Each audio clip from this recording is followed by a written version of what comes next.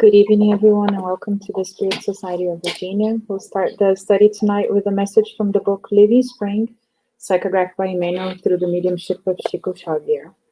Message number 108, A Little Yeast. Don't you know that a little yeast causes the whole batch of dough to rise? Paul, first letter to the Corinthians 5:6. Nobody lives alone. Our soul is always a center of influence for others. Our deeds possess a language all their own. Our words act at a distance. We find ourselves magnetically associated with one another. Actions and reactions characterize our progress. Therefore, we need to know what kind of forces we are projecting on those around us. Our conduct is an open book.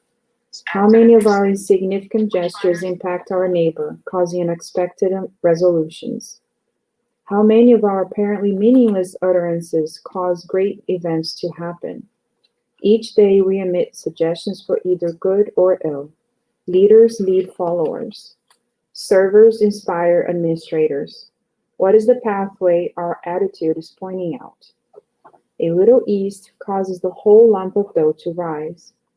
We do not have the means to analyze the extent of our influence, but we can examine its essential quality. Thus, be careful about the invisible nourishment that you are feeding the lives around you. Destiny discloses itself to us in currents of inflow and outflow. The forces that are exteriorized by our activities today will return to the center of our activities tomorrow. Thank you.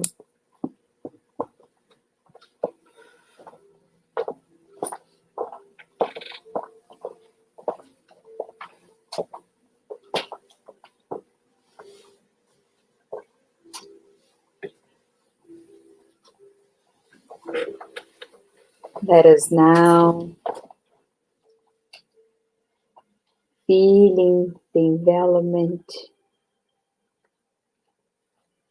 by the good spirits, by our Master Jesus. Let us raise our thoughts and feelings to God. Dear Mother, Father God, we are blessed for another day that we are granted in this reincarnation.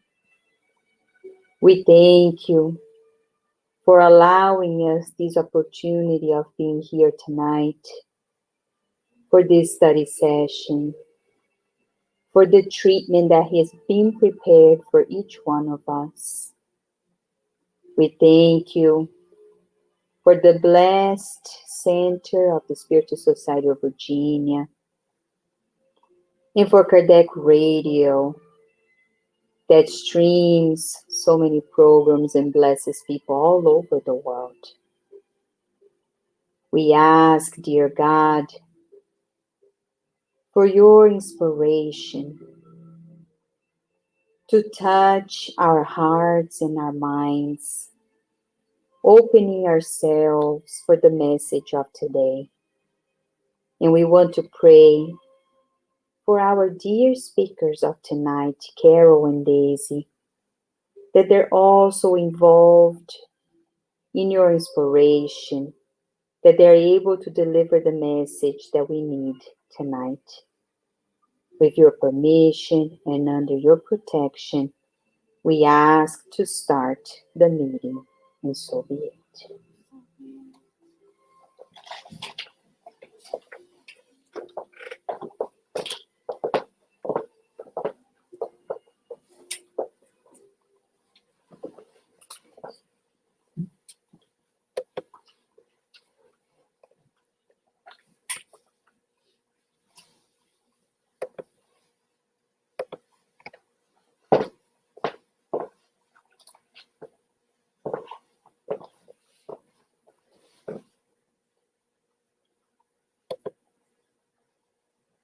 Okay, friends, good evening. So as we have been in this journey, right, studying this book, Life and Sex. So as we continue this journey, today we're gonna talk about a message that is by Andre Luiz in a different book, Steps of Life. but goes hand in hand with the studies that we have been doing. Because we cannot talk about life without health and balance. And we know that, and we have been learning how our sexual energies and how we apply our sexual energies affect our health and our balance. But today, this message is so interesting. It's 10 steps, like bullet points. And Andre Luiz is so concise, but he tells us so much. So there's so much for us to think about, and that's why we're going to break this message together. We talk so much nowadays about being healthy, right? Eating healthy. Science says you should exercise every day, 30 minutes or more, but ideally at least 30 minutes. We should watch our diet, right? So we have heard of it, but how about our true health, which is our spiritual health? Yes, our physical bodies are extremely important, right? As we learn with the mentors, and through all these books is our first pet, as the mentor says. We should take care of it, right? Even before our own pets and others, but we should take care of. It's this blessed vessel that we were given in this reincarnation, for sure. But today we're talking about deeper. We're going deeper. How we can be healthy in our spirit and balance ourselves. Who doesn't want to be healthy, right? We all want to be healthy. We read the stories of people getting to their 90s, almost 100 years, completely lucid, right? In a society, so much nowadays, reading through my professional work in public health, how anxiety, depression is increasing tremendously, dementia, but especially anxiety and depression in young adults, children, teens. So it's for all of us. This message by Andre Luiz encompasses all of us, how we can apply it to ourselves, how we can pass it on to our children. So, how do we think he starts? If we had to pick ourselves, who are we, right? But what would be the number one? Because the number one, it's like, okay, we cannot even talk about the following steps without practicing number one. So let us see. We're learning together. It says, to ensure health and balance, promise yourself. Place yourself under God's designs each day through prayer and maintain a clear conscience, safeguarding yourself against ideas of guilt. So right away he says, we're not going to be able to achieve optimum health of the spirit, without God. God has center stage in our lives. Not this God that we just talk to God when we have a problem, something that is far away. We asked our children recently inside, and many of them said that they think God is sitting on a throne. And we're like, this is so interesting, because we talk so much about God, and yes, we all need to do a better job, but do we have the mentality as they do? Do we think God is sitting on a throne and it's far away and he looks down on us? And they're so cute. They meant like sitting on a throne has someone that they respect, right? But we know, and we study in the Spirit's book and so many other books, that God is everywhere, right? We are immersed in God's immense love. So there is no God that is outside. God is within us. So there's no way for us to be apart from God, because God is already within us. But how we cherish that kingdom of God inside of us. There's no other way than, as Andre Luiz saying, without prayer. But then the next question is, what is prayer? Is it a set of prescription words that we read and then we repeat, that we have done for so many other probably reincarnations through other religious views? That's fine. That was what we need at that point. But now with Spiritism, we come to another level where we learn that truly how to pray is that we feel. So it's not by repeating the words. Yes, there are a collection of prayers. If we go to the gospel, that's great. It's there to guide us.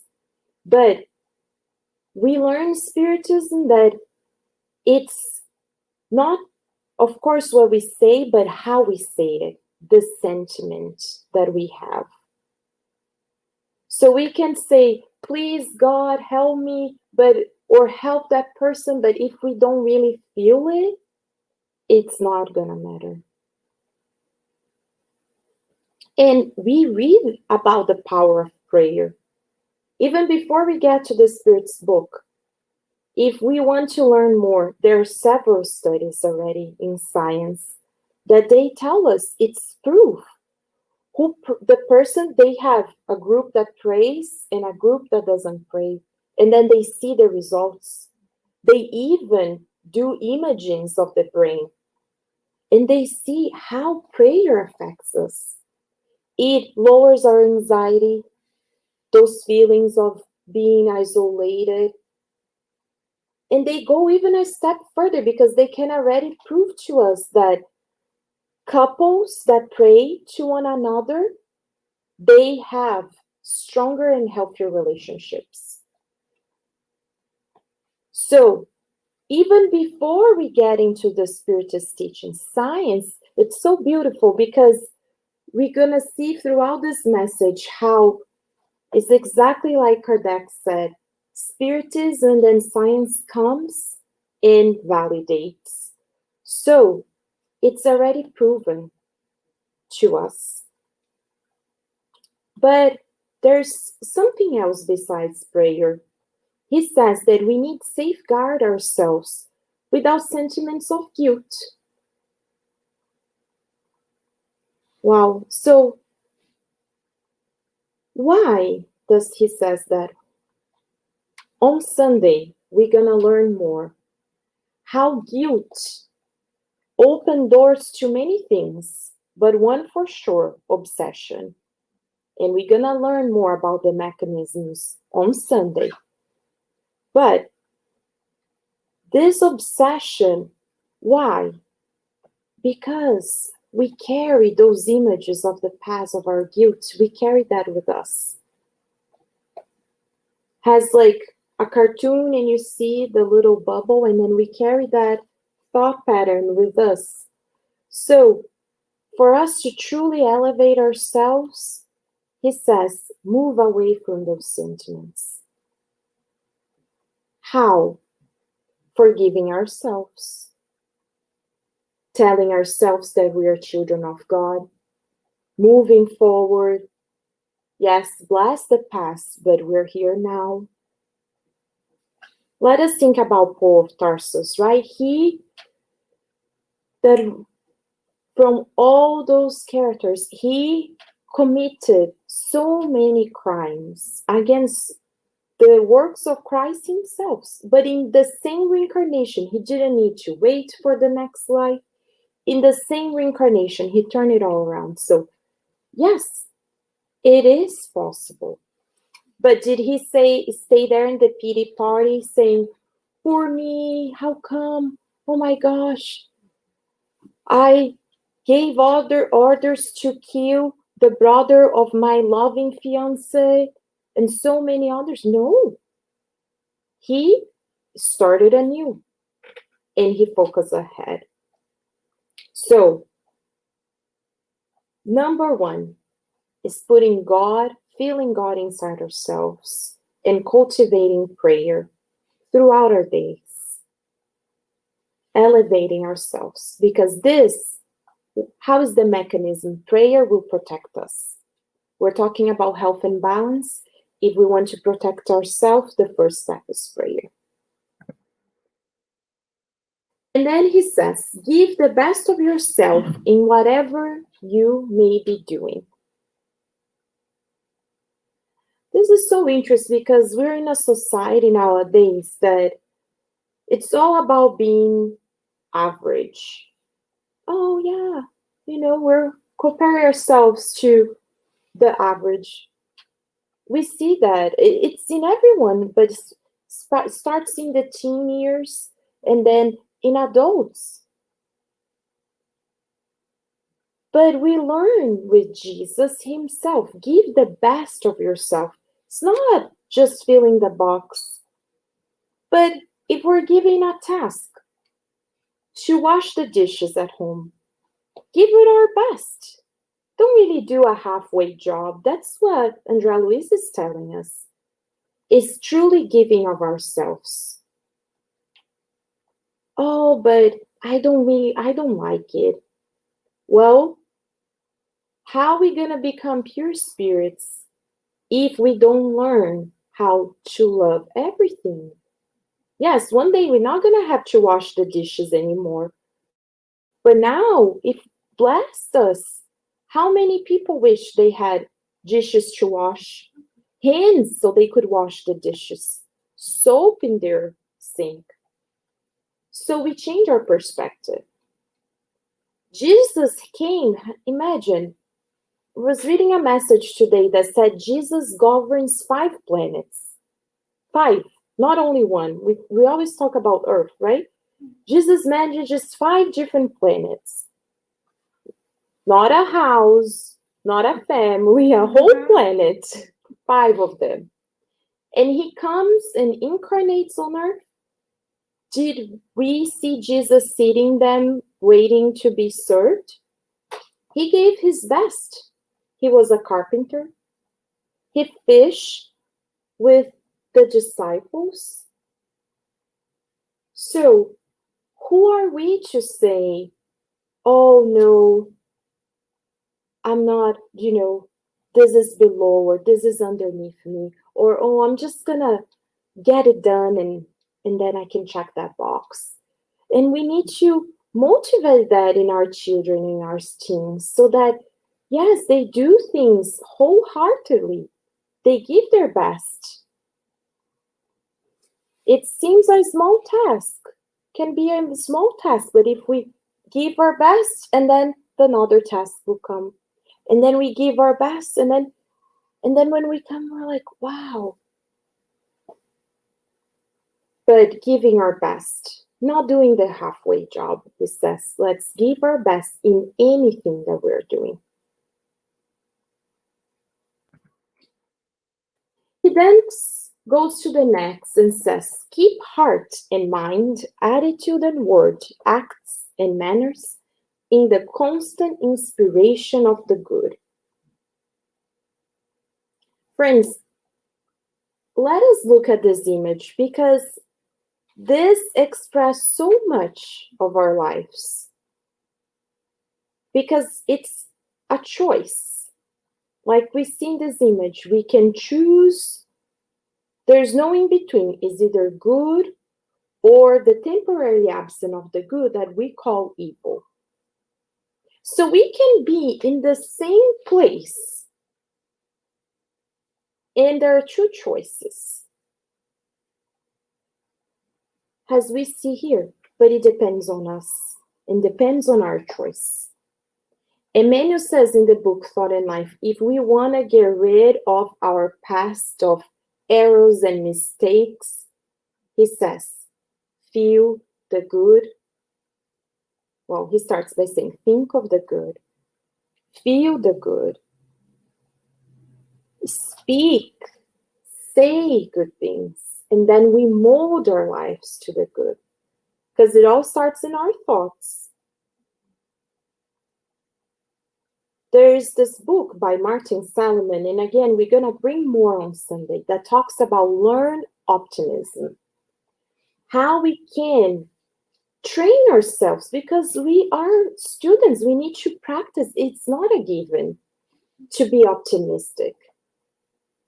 How can you talk with someone that is suffering, someone that is going through a cancer treatment, and tell that person, think about the good? And they say, oh my gosh, but it's true, right?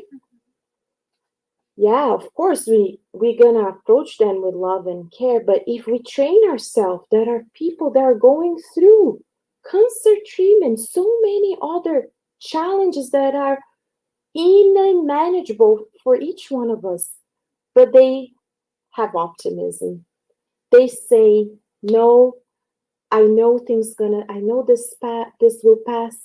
I know that there is a reason for this. We focus on moving forward, but they are not victimizing themselves. So practice through affirmations. There's so many things nowadays. You can download apps in our phones that give ourselves affirmations, and you can time it how often, every hour, every half an hour. There are good posts on social media that we can not only see but share. But he says, keep your heart, mind, attitude, and words, and think of the good always. This will change it. It changes us physiologically, not only spiritual, but physiologically. So much so, there is a whole area of psychology called positive psychology nowadays that we can learn on that, on being positive, on being optimistic.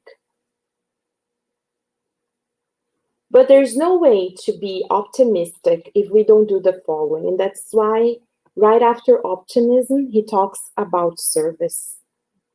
He says, selflessly serve your neighbor with the reach of your strength.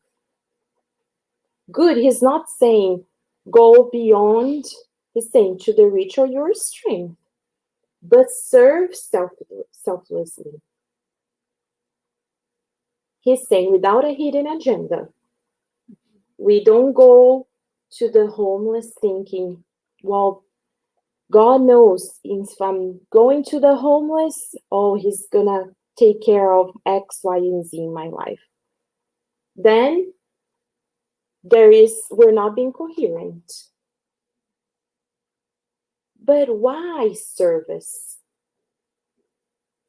There's a story, Chico Xavier, and we already told this story here, that this couple came to Chico Xavier and their daughter was going through difficulties, was involved in, all sorts of vices and drugs. And he said, and then Emmanuel said, tell them to go help people. And they were like, but we came for our daughter. Why are you telling us? And they're like, okay, they were they trusted Chico. And then a friend of theirs said, well, we go to the local prison and they're always looking for people to come. And they start going to the local prison and helping the inmates. And they're not too far, but that's the point. Was that mathematically? No, this is just an example to show us how serving others, what is the mechanisms to help with our health and balance, right? They didn't go there thinking, oh my God, they were like, okay, that's the pathway, we will help, we will be selfless. And then soon enough, their daughter recovered. Why? Then Emmanuel explained to Chico, because the mothers in the spiritual plane of the inmates who they were helping saw how much they were doing out of the goodness of their hearts that help their daughter free herself. So that's why helping others, but we don't make the math. We just do it from our hearts, our neighbors. Who are we, friends, to say that we are better than others? We're not. And science, again, comes to prove to us. Scientists show there are different levels. They measure levels of happiness, and they say the ultimate level of happiness. What are all those people? What do they have in common? They documented. They were serving a higher purpose. They were helping others. So there's no way for us to be happy without serving others. And that will automatically, like a loop, helping our health and balance. Okay, one more before we pass to Carol.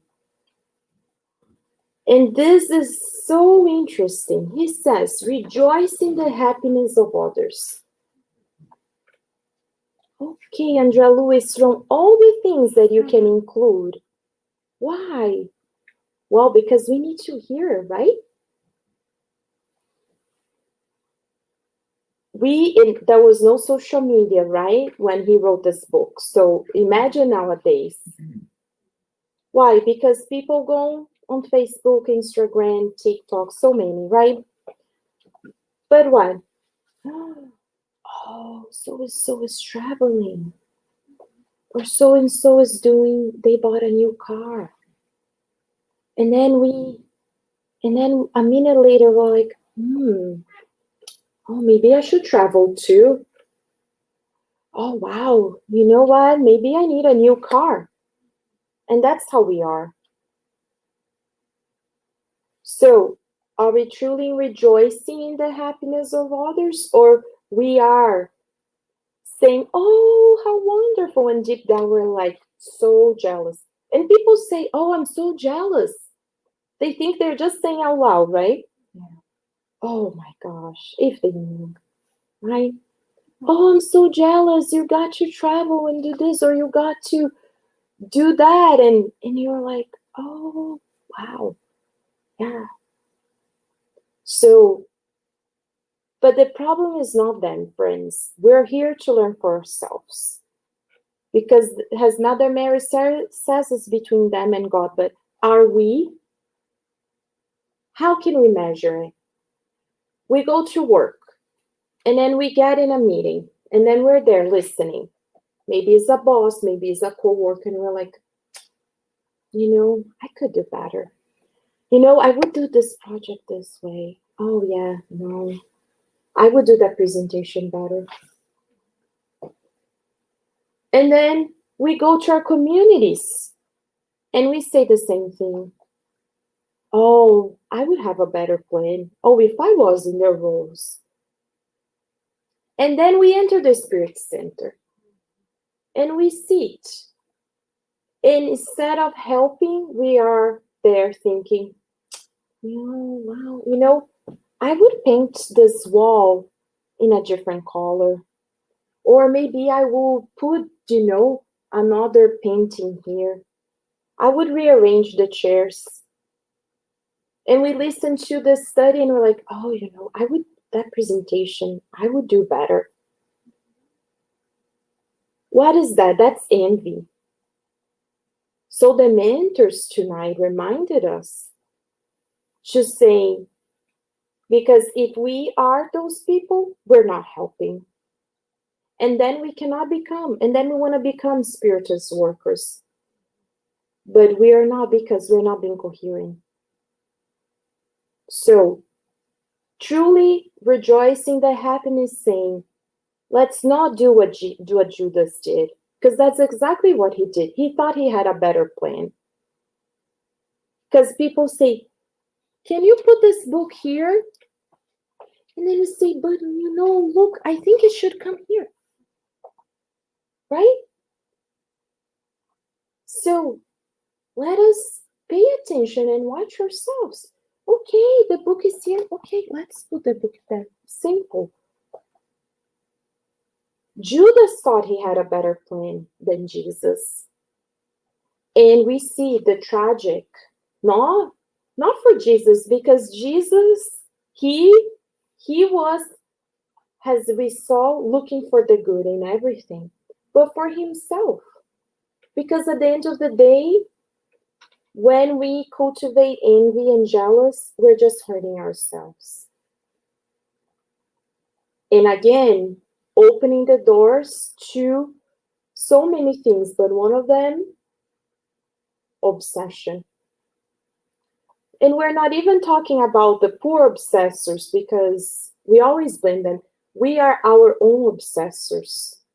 We become our own obsessors. So let us reflect on this, rejoicing for the happiness of others. And Carol comes to tell us much more, right, Carol? Right, crazy. Thank you. It's a workout of the soul today. For sure.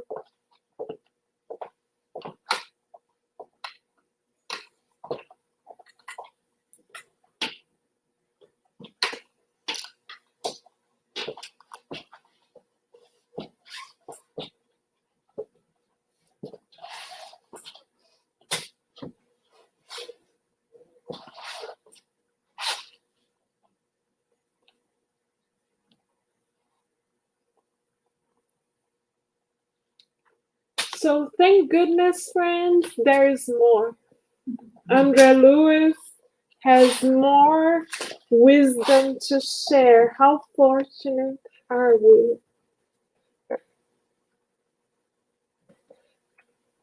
He continues on by recommending that we forget negative conversations and opinions that we have either read or heard. Interesting that he recommends that, because our society in general has an addiction towards doing the exact opposite, an addiction towards ruminating around the negative. We feed ourselves from the negative. This is how the gossip meals that go around, either on social media, as Daisy was saying, or in person, go on. Because we hear people saying, oh, let's spice up this conversation. Did you hear about this and that? Oh, did you know what they did? My goodness, if you only knew. And we have the quote unquote 50 cents that we want to share. And often those 50 cents cost us a lot spiritually, because they are loaded with negative vibrations. The element of quote unquote surprise that Spiritism brings to us, which the majority of people don't know, is that as we speak, we are utilizing a divine instrument. There is a message Emmanuel wrote where he calls our throat a divine harp, because we produce living vibrations through the power of words. So if we choose, as Daisy also mentioned to us, if we choose, because it is our choice, nobody else's, if we choose the good through our free will, then we are feeding, nourishing our souls with the good. And if our souls are nourished with the good, then we automatically achieve health and balance. However, the opposite is also very much true. If we choose to speak negatively, then we poison ourselves. Each word has its own vibration that was created or magnetized to it when it was first pronounced, vibratorily speaking. And we keep carrying on those vibrations and multiplying those vibrations as we repeat those words. So we're adding to the load, and we are poisoning ourselves, because it's like perfume. When we put perfume on, the perfume stays with us first, and then it spreads around. So we are the first ones who are hurt. And as we hurt ourselves, we also hurt others, because those vibrations are emitted from us and they continue on moving forward. As Daisy also mentioned, Spiritism is a brilliant science, and material science is catching up with the spiritual eternal science. Masaru Emoto, a Japanese scientist, already did research where he tested what would happen, and we did this experiment with the children inside. He tested what would happen to a bottle of water if we spoke positively to it every day, and if we spoke negatively to it every day. So he tested it with 2 bottles of water. One would be the speaking the good to, and the other one would be the negative. The one that he advised us to speak good to, we would say, I love you, you're beautiful, you're a child of God, we believe in you. The other one, we don't even need to say. No examples needed. He documented the results. The consistency, the texture of the molecules completely changed. And you guys, if you wish, can look the results up on the internet. Masaru Emoto is the name of the scientist. He documented what happened to water molecules as we spoke the good. And since all of us are physically made out of water, most of our physical bodies are formed by water, guess what happens to our own molecules? The very same. So, spiritual science is eternal, but material science is catching up. Why? Because in God's world, everything is divine, everything is coherent. So, thank God, with Spiritism, there's no battle between reason and faith. Reason and faith are walking together. We believe that this is true because we know it. Even material science can prove it now. And we have to share something, that true story that occurred to us this past week. We were talking to an absolutely brilliant 24-year-old. And I repeat, this person is 24 years old. 24 years old. And we were talking about politics together, him and I. And I asked him, what do you think might happen to the hunger crisis that is occurring globally 5 years from now? And he said to me, oh, I choose not to think about it. I said, excuse me? And he said, you heard me, I choose not to consider it. And I said, could you please elaborate on your thoughts? And he said, I am optimistic, so I don't even entertain the thought that the hunger crisis will not be resolved. It is my choice to believe that a resolution shall come into fruition, and I know my generation is here to make it happen. So if you would like to speak to me about how we would end the global crisis, I would be happy to discuss that with you. But if you would like to discuss the problem of of the hunger crisis with me, our conversation must end. That's exactly how I felt. Whoa. You guys know how I like to talk. That was the one moment when I was speechless. And this person is 24 years old. And he gave me a lesson that quite honestly, I'm not going to forget.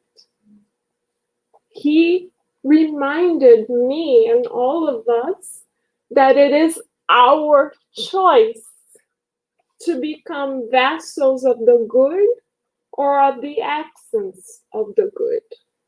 And most of us think, oh, well, they are too young to understand, or let's not talk serious matters with young adults because they haven't gotten what it takes yet. Are we in for a surprise? At least I was, I must say. So, question for us. What has our choice been in terms of how we have been utilizing the divine harp, which God gave us as an instrument? What are the melodies that we are producing, vibratorily speaking? Are they harmonious melodies or disturbing melodies? What kinds of unheard songs is our presence producing? Question for us to meditate upon. Of course, Andre Luiz has not stopped there, of course.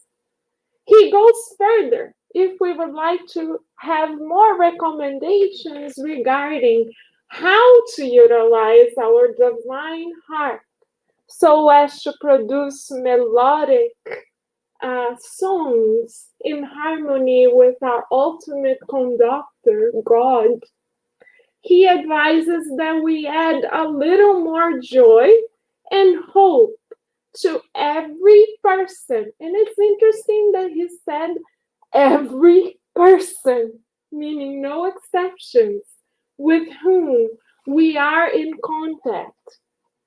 Again, he didn't say with whom we have serious, committed relationships. No, he said with whom we are in contact. Meaning, if any person passes by, we better shower them with hope and joy. How so? Camila just showed us an example, smiling. She's wearing a mask because, of course, like every one of us here, she's very responsible. But even with a mask on, that smile gets through. Right? I heard another one. So one smile already makes a difference. So we are not being asked to do any miraculous type of work. For example, moving to another country and opening 10 hospitals. If we can do that, good. But that's not what we are being asked to do. We are being asked to change one heart at a time, starting with our own, of course, because we can only give of that which we already have. So how is our very own joy thermometer? If we could take our heart temperature, how would it be? What is the measurement? Because Master Jesus is the master of joy. If we read the book Good News, we see that he used to stroke the disciples' hair. When he went to meet and invite the disciples to join him, he didn't say, "Wanna come? Let's hang out." No, no, he didn't say that. He said, and literally, we learned this with Humberto de Campos. He said, "Hi, would you like to join me like this? patting them on their shoulder and stroking their hair. Humberto de Campos even says about the curls of the disciples' hair and how Master Jesus would caress gently their curls. Of course, we can't emulate Master Jesus. We are so far from him. But thanks to Spiritism, we know that he is a caring, loving, joyful master. Question for us: do we have him as an inspiration? Because if we do, then we will always have a smile ready to go. Even if we cannot show it in our faces, we can show it vibratorily through our feelings. Our feelings are the vessels of the divine in us. So this is why we asked, how is our joy temperature measuring up? Because if we feel as though our temperature is not balanced yet, we have Master Jesus to inspire us. And in order to allow for Master Jesus to inspire us, in order to be permeable, we need to cleanse ourselves, rid ourselves from the addiction to the negative. For instance, as Daisy was saying, if we are here in the Spiritist Center, as we are now, and we are thinking, oh, no, we're not doing anything, we're just sitting on a chair, and nobody calls us, nobody tells us to do anything. Poor us, we are left out. Oh, when are they gonna call us, etc., etc. How come they haven't called us? Haven't we been here long enough? What have we done? What have we not done? Etc. And we have like a laundry list of complaints. But we forget that helping at the Spiritist Center doesn't mean standing here where Daisy and I are only tonight to help. We can help sitting on a chair right where we are. How? Through our feelings and through our thoughts and through our vibrations. That's how we can help. Master Jesus, says Humberto de Campos, spent most of the time around his disciples in silence, sitting. After, of course, he changed the world during the day. At night, he would sit in a circle like we are, and he would quietly listen. Was he lazy? Was he waiting for someone to call? Did he think that he needed somebody else's approval to make a change? No. He was already in prayer, in his thoughts. He was already in communion with God. He was already visualizing the disciples at their best, past even this current reincarnation. He was thinking, oh, I can already see when Peter becomes a pure spirit, even when Judas becomes a pure spirit, and Joanna d'Arc is our mentor. And Joanna d'Arc is one of the reincarnations of Judas. So she has already beautifully evolved. And Master Jesus could already see. He didn't need anybody to tell him. He didn't wait for God, quote unquote, to materialize a list of what would happen to Judas. He already knew that Judas would become the mentor of the SSVA and much more, of course. He already knew.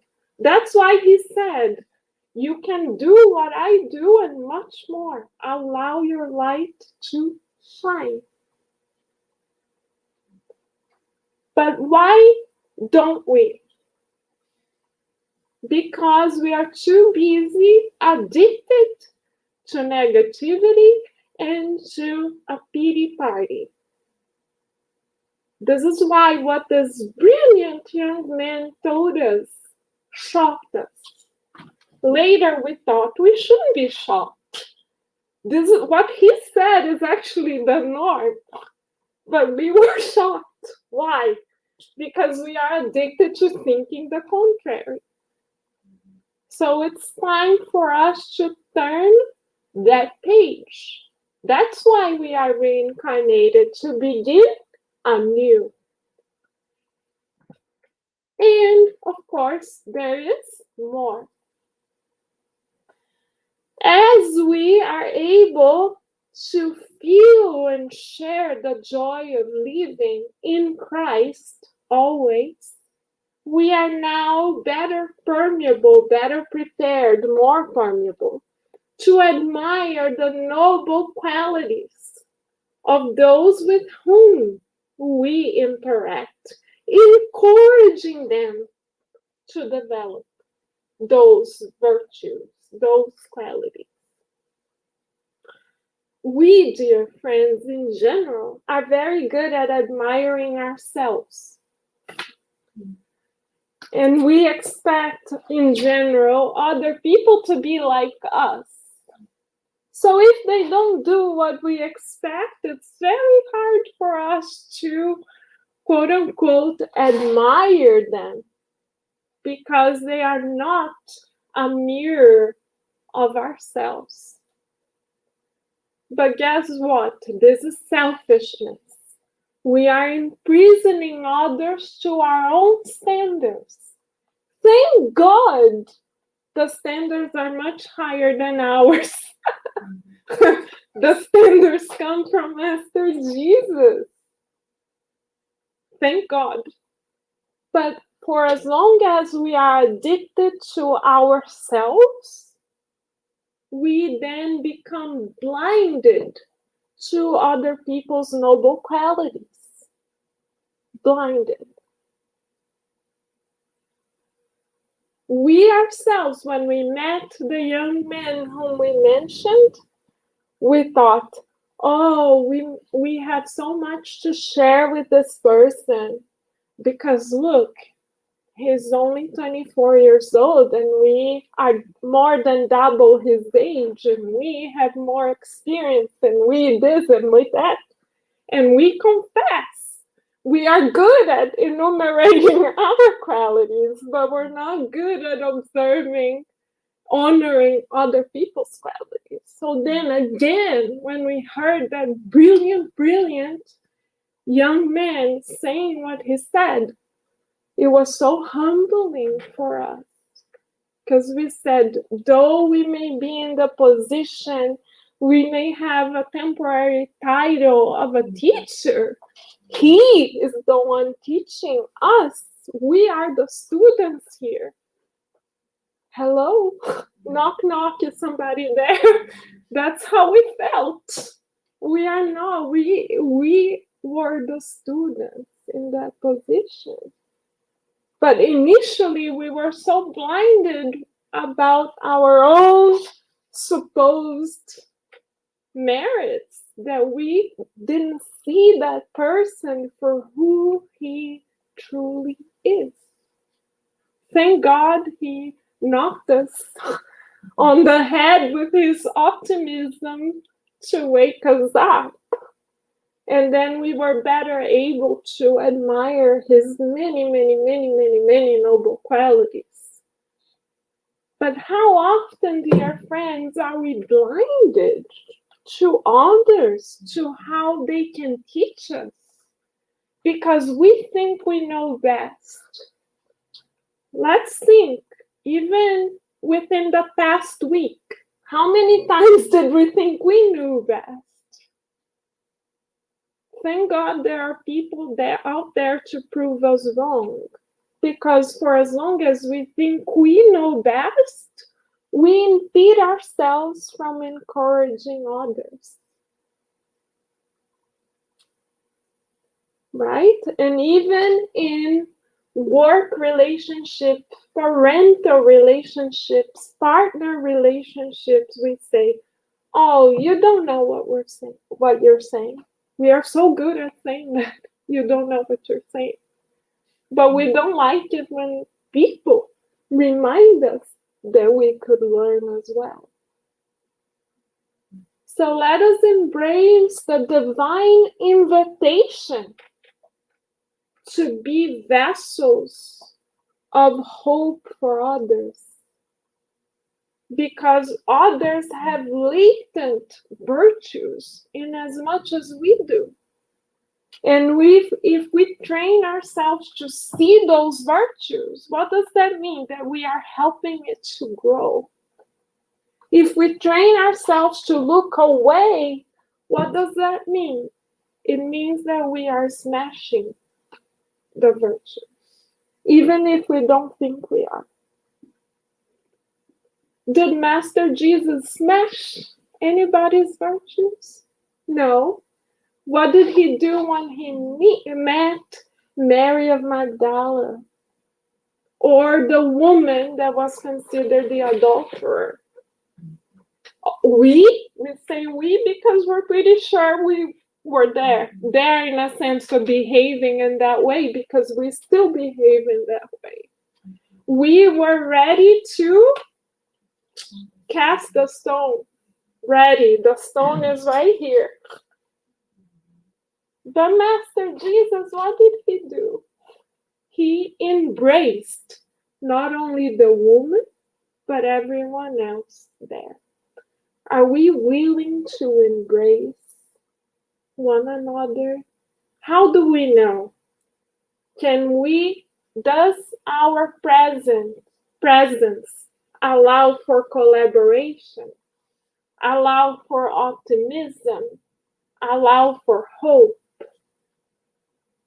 When we speak, do we speak in an encouraging manner or not? Let us evaluate ourselves. Chico Xavier literally kissed the hands. We didn't put that picture there by chance. Just a reminder for us that literally Chico Xavier kissed every person's hands that came to him, literally. We are not exaggerating. Geraldo Lemos Neto, who was one of Chico's closest friends, confirmed that to us. That he would spend up to 3 a.m. at the center kissing. Not only kissing, talking, but he would kiss everyone's hand, encourage them, giving them hope. And the books that he psychographed are seeds, eternal seeds of hope, because he knows the power of words. And speaking of the power of words, if we would like our words to not be swords, but rather be rays of light, we need to forget the reasons for complaint. Because when we complain, we are imprisoning ourselves. As in the picture Daisy showed us, we are forcing ourselves to look at the dark side, which is only the absence of the light. But we are forcing ourselves to turn that direction. And as we do this, we are preventing ourselves from seeing life for what it truly is. So, question for us: how much longer would we like to remain imprisoned? Because the key is literally in our hands. It is our choice. Always. All the time. Why? Because God loves us. He gave us free will, so we would be responsible for our own progress. Imagine the feeling, friends, when we are becoming closer to being a pure spirit. And we say to ourselves, it's the result of our effort together with a gigantic team of the good. But we took our baby steps. This is why it is our choice. Because God wishes for us to have this feeling.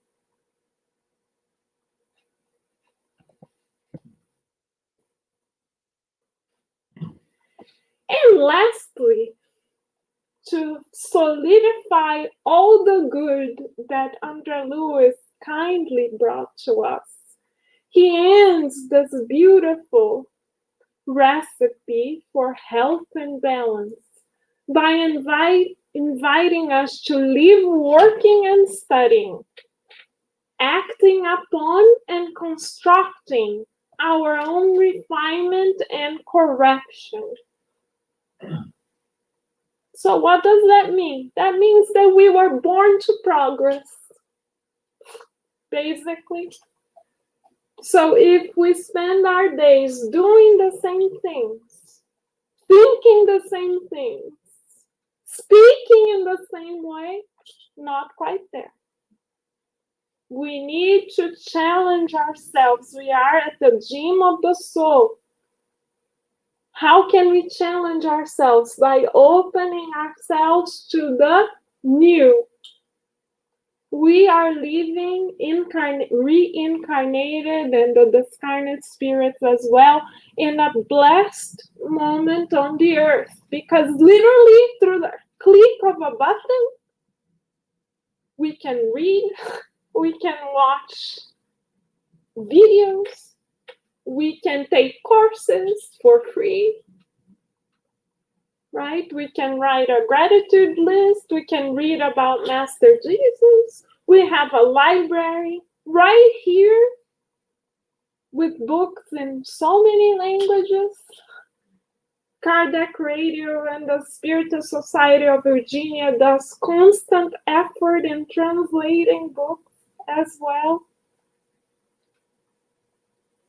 There are groups on Facebook, interest groups that we can join. There are TED lectures that are 3-minute long that we can watch, right?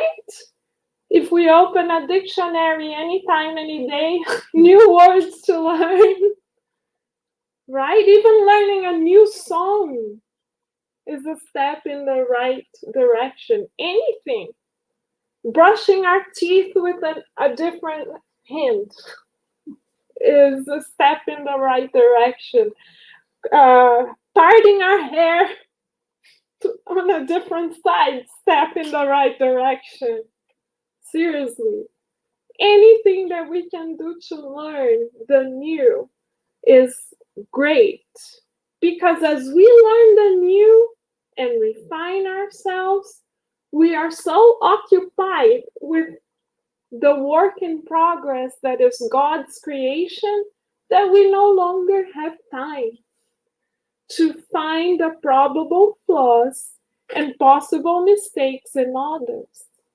Because now we have shifted. It is our responsibility to study ourselves. And it's so much work to study ourselves that we don't have time to study others, which is great, because only other people know themselves to the degree where they can change. So if we think that we can change others, we are missing the boat. We didn't reincarnate to change anybody.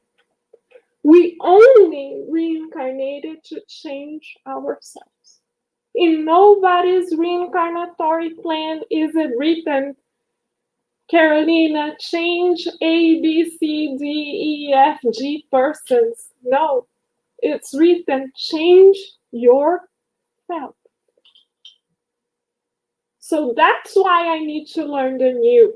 I need to learn the new not to change Daisy. I need to learn the new to change myself.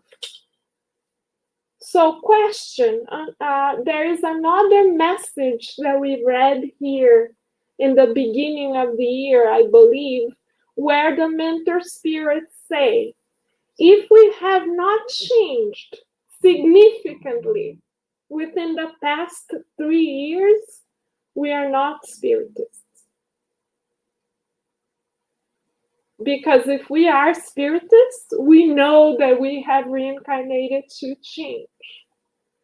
So if somebody looks at me, at us, and says, oh, you look the same, you didn't change a thing. Uh-oh, red flag.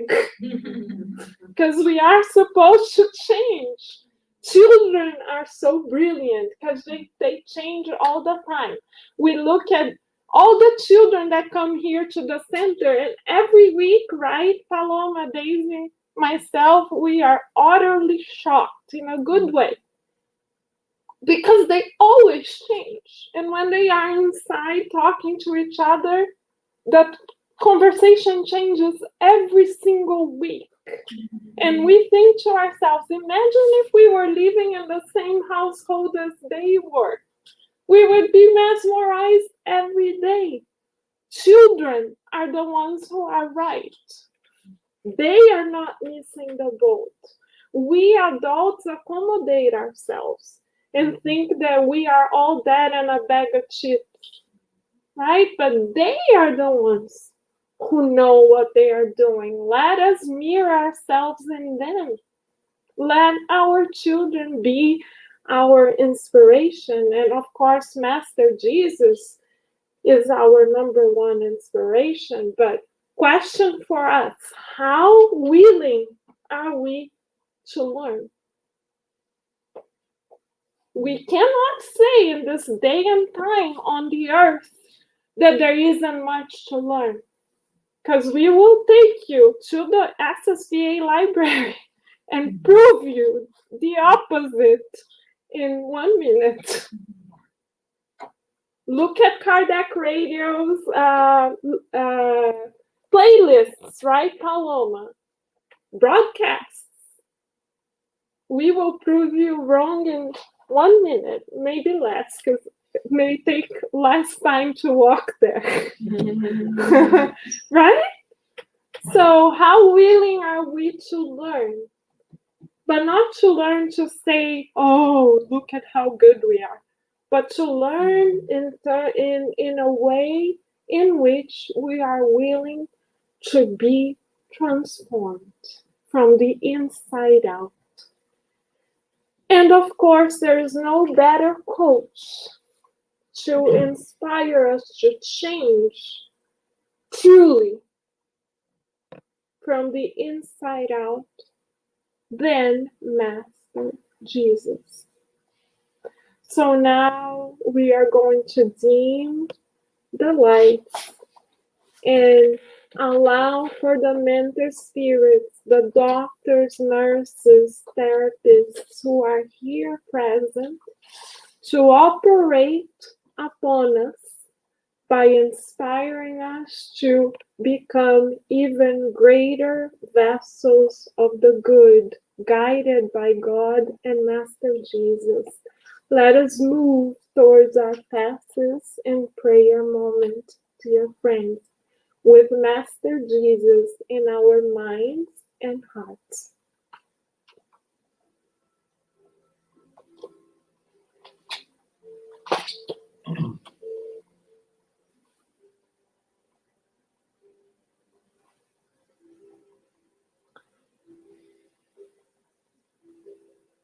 Let us now, beloved friends, allow for our hearts to open for the treatment the mentor spirits have so kindly been operating upon us already. To allow for the treatment to reach its optimal level. We now visualize with the hearts of the soul the beloved Master, the divine Shepherd, walking towards our direction, taking our hands gently and lovingly. He guides us through the gardens and lavender fields, therapeutically associated with the Spiritus Society of Virginia in the spiritual realm. We feel the breeze, the gentle, warm breeze, and our feet feel the loving caress of the lavender flowers as we walk barefoot, holding the loving hands of the Divine Master. We now visualize the Divine Master gently bringing to us a lavender flower, which we are invited to smell, inhaling the divine perfume and becoming permeable for a bridge of light to be formed between our own very heart and the heart of the Divine Master. As the Master comes closer to us and embraces us in his divine light and loving presence, we hear his gentle voice reminding us that each of us have reincarnated to love, to learn, and to serve.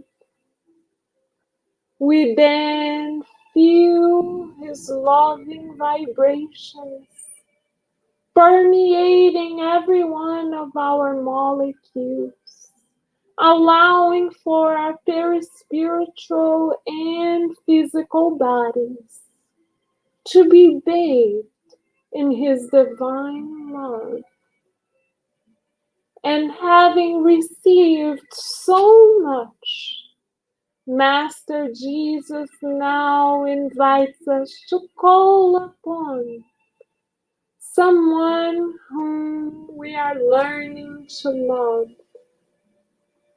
And we now visualize this person also reaching the lavender fields and receiving from Master Jesus another beautiful lavender flower. We now see this loving vibrations from Master Jesus' heart and the flower, permeating our brother or sister in the same light. And Master Jesus now reminds us that we are light, we are love, and we are joy of living. That love is the greatest force in the universe.